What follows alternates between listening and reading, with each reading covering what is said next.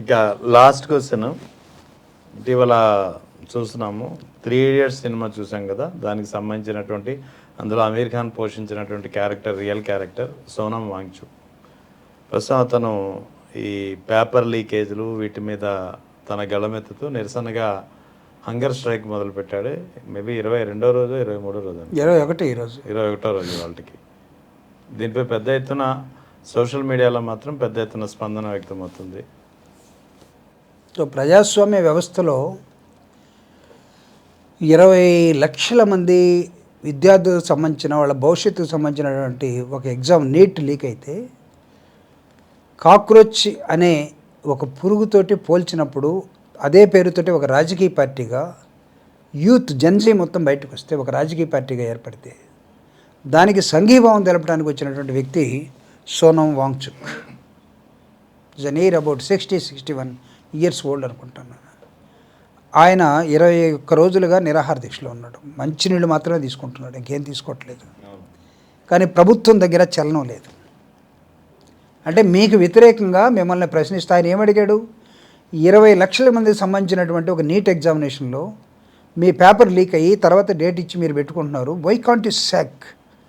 మీరు ధర్మేంద్ర ప్రధాన్ అనే వ్యక్తిని మీరు ఎందుకు మంత్రివర్గం నుంచి తప్పించలేకపోతారు? ఇదే కదా వాళ్ళ కోరిక. అంటే అసలు మీకు మీ ఎన్డీఏలో ఉన్నవాడు ఒక్కడికి మీకు మానవత్వం లేదు అసలు. విద్యార్థుల పట్ల, సమాజం పట్ల, విద్యార్థుల తల్లిదండ్రుల ఆశలు, ఆకాంక్షల పట్ల మీకు కాస్తనే బాధ్యత ఉన్నట్టుగా మీరు కనబడుతున్నారా? పోనీ ఆ కాజుని టేకప్ చేసి ఒక వ్యక్తి లడక్ నుంచి వచ్చి, ఆయన పెద్ద రిఫార్మిస్ట్, పెద్ద హ్యూమనిస్ట్, పెద్ద మానవ హక్కుల కోసం పోరాడే వ్యక్తి Wangchuk. It's not a ordinary person, ఒక రికగ్నైజ్డ్ పర్సన్, ఊరి పేరు లేని వ్యక్తి కూడా కాదు. ఆయన నిరాహార దీక్ష చేస్తా మీ కళ్ళు తెరిపించడం కోసం చేస్తే కళ్ళు మూసుకుపోతాయి మీకు.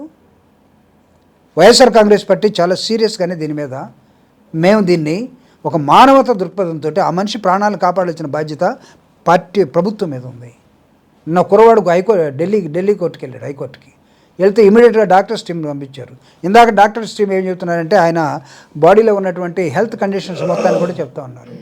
ఆయన అన్నాడు 21 రోజుల తర్వాత, లేకపోతే నేను చచ్చిపోతే చచ్చిపోవచ్చు అని, తర్వాత నేను చచ్చిపోయిన నా ఆత్మ మాట్లాడాలన్నాడు. అంటే మనిషిని చూస్తూ చూస్తూ మీరు చంపేస్తారా? మీలో మానవత్వం ఎలిమెంట్ పనిచేయట్లేదా ప్రభుత్వంలో ఉన్నటువంటి ఎన్డీఏ గవర్నమెంట్? అంటే మిమ్మల్ని ప్రశ్నిస్తే తప్పు అయిపోతే, మన ప్రజాస్వామ్యమే మన ఫెడరల్ సిస్టమ్ కదా, ప్రభుత్వం ఉండాలి, ప్రతిపక్షం ఉండాలి. ప్రతిపక్ష పార్టీ పని ఏంటి? తప్పుల్ని ఎత్తి చూపించడమే కదా, ఇది కాదు ఇలా ఉండాలని చెప్పడమే కదా.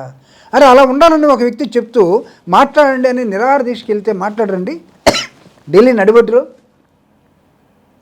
అక్కడే ఉంటారు కదా ప్రధానమంత్రి గారు, ప్రభుత్వం మొత్తం అక్కడే ఉంటుంది కదా, పార్లమెంట్ జరుగుతుంది కదా. రేపు మళ్ళీ వాళ్ళు చెలో పార్లమెంట్ ఇచ్చారు. అంటే ఒక మనిషిని నువ్వు టెస్టింగ్ పెట్టి ల్యాబొరేటరీ ఇది ఎప్పుడు దాకా ఉండి చస్తాడని చూద్దాం అనుకుంటున్నారా? అంటే అతని కెపాసిటీని మీరు చూద్దాం అనుకుంటున్నారా? టంగుటూరు వీరేశం పంతులు ఎంతకాలం ఉన్నాడు, పొట్టి శ్రీరాములు గారు ఎంతకాలం ఉన్నాడు అని చూసినట్టుగా చూడదలుచుకున్నారా? ఈ దేశంలో నాకు తెలిసి ఒక హ్యూమనిస్ట్గా, ఒక డెమోక్రటిక్ పర్సన్గా, ప్రజాస్వామ్యవాదిగా సోనం వాంగ్చుక్ చేసినటువంటి నిరాహార దీక్ష ఏదైతే ఉందో, ఈ ప్రభుత్వం కళ్ళు తెరవాల్సినటువంటి అవసరం ఉంది. ప్రజాస్వామ్యబద్ధంగా పరిపాలించండి. ఎలాంటి మాట్లాడండి అతనితోటి, ఏమయ్యా మేము త్వరలో యాక్షన్ తీసుకుంటాం, లేకపోతే రీషఫలింగ్ జరుగుతూ ఉంది, మా రీషఫలింగ్లో వాడిని తీసేస్తాం, లేకపోతే కావాలంటే నువ్వు వచ్చి మాట్లాడు, నీతో మేము మాట్లాడతామని ఒక డెలిగేషన్ ప్రభుత్వం పంపలేదండి? పంపలేదా? ఆయనేమి ప్రధానమంత్రి, హోమ్ మినిస్టర్ వచ్చి నాతో మాట్లాడిన కోరికతోటి ఏమి లేడుగా ఆయన? లేకపోతే ఎన్డీఏలో ఉన్నటువంటి పెద్ద పెద్దోళ్ళు వచ్చి మాట్లాడిన కోరిక లేదుగా. విద్యార్థుల జీవితాలు 20 లక్షల మంది విద్యార్థుల జీవితాలు ఈరోజు పోతా ఉన్నాయి. కొన్ని కోట్ల మంది పేరెంట్స్ కానీ మొత్తం యూత్ మొత్తం ఇబ్బంది పడుతూ ఉన్నారు. పర్ఫెక్ట్నెస్ కావాలి అనే కదా ఆయన అడుగుతుంది.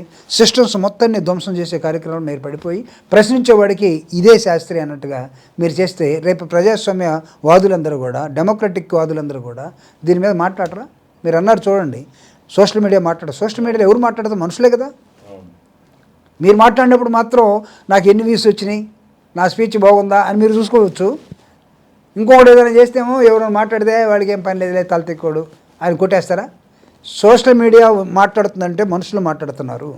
సోషల్ మీడియా మాట్లాడుతుంటే గుంపులు గుంపులుగా చర్చించుకుంటున్నారు. సోషల్ మీడియా మాట్లాడుతుందంటే ఇది పెద్ద చర్చనీయాంశమైంది, పార్లమెంట్ కన్నా పెద్ద చర్చ దేశంలో జరుగుతుంది అని మీరు తెలుసుకోండి అని చెప్తున్నాను.